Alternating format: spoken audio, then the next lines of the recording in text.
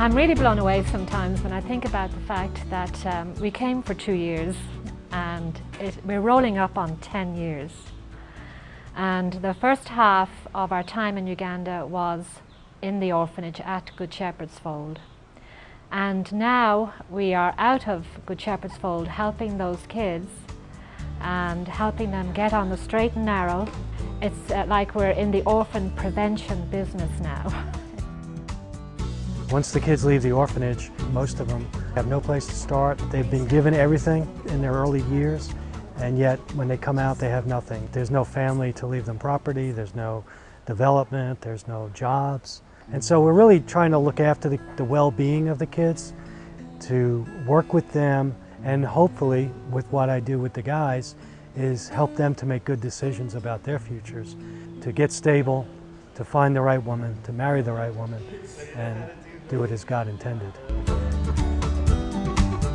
There's 3 general facets to the ministry. One is microfinance, doing loans for businesses or projects. The second is apprenticeship/internships.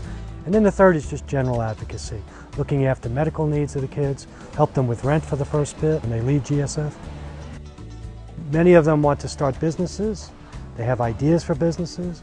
And so I work with some to develop a business plan.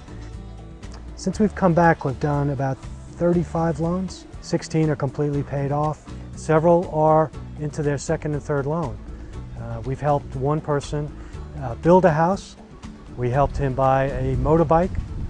So what I found is if you help somebody get started, then they're able to move on and actually sustain themselves. What I found with the apprenticeships, if you can get a young person in front of an employer and saying, look, I have somebody who wants to work and I'm willing to pay the first 3 to 6 months worth of salary, and give them the chance to prove themselves and they do a good job, then they've already got their foot in the door, and so the employer, it's kind of a no-brainer after a while. And then if it works out, then you take them full-time. And that's really worked out incredibly well. Yeah, well, when I came out of the orphanage, I didn't know what next.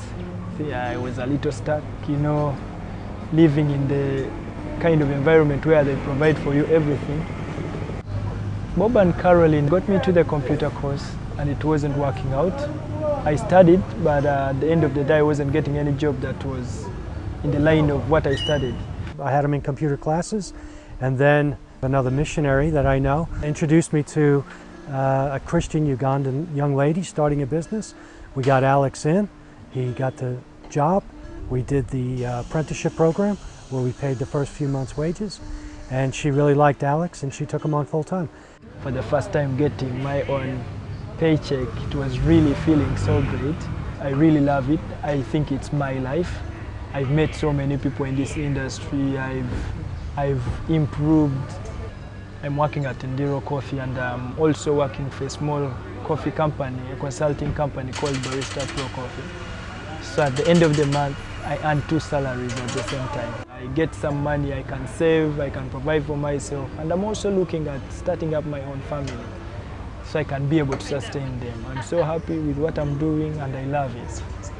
Now he's a full-time barista. He's doing other projects as well, going around the country, helping out in other coffee shops.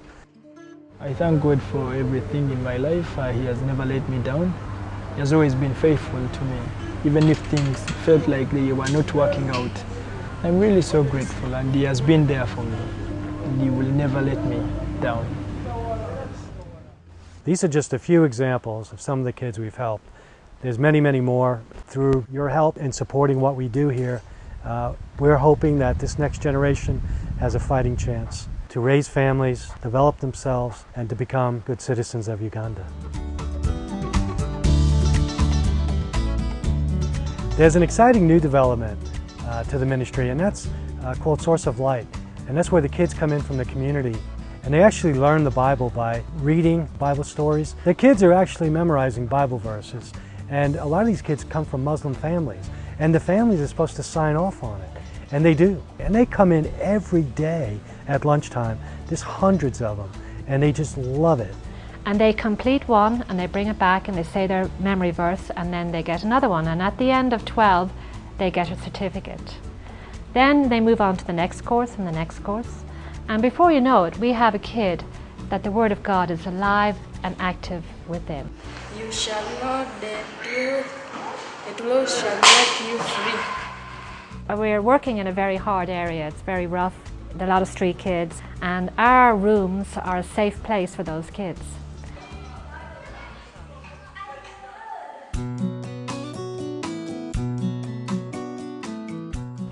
The main purpose of our ministry is to keep mother and baby together. We have seen far too often that orphans are created because of poverty, mainly poverty, no food, no shelter. So if we can provide for the basic needs of a pregnant teenager, help her to, through her pregnancy, to have her baby, and then after she has her baby, we feel like we've done a good job. We're partnering with various other children's homes and nutrition centers, and we have a couple of missionary ladies who will go out to the village and teach Bible study. A lot of times these women that are in our program are Muslim, or they've never had any religious education. We have missionary ladies who are really making good friends with the ladies in the program, and they will actually come in and teach Bible. The women that we deal with are trampled on, abused, raped, made feel like they're not worth anything, and they live in desperate poverty. When they come to us every week, they come into a nice clean office. They're given tea and samosas. They are asked, you know, how are you today? And how is your baby? And they are treated like creatures that God has created, like princesses. They're treated with care and love and genuine concern. We know that we may be the only light they have in their life. We may be the highlight of their day. We don't know. But I do know that it isn't long before we see change. And it isn't long before we see a woman smiling.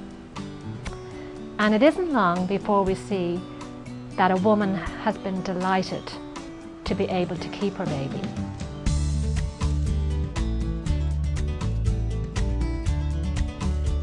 We really want to thank you all for your support, your prayers, your encouragement. Without it, we couldn't be here, and we just thank you that you would even think about being involved in this ministry. And you're all invited to come. Not all at once, but come and enjoy what you have supported. Come and see. Thank you very much. God bless you. Thank you. Thank you very, very much.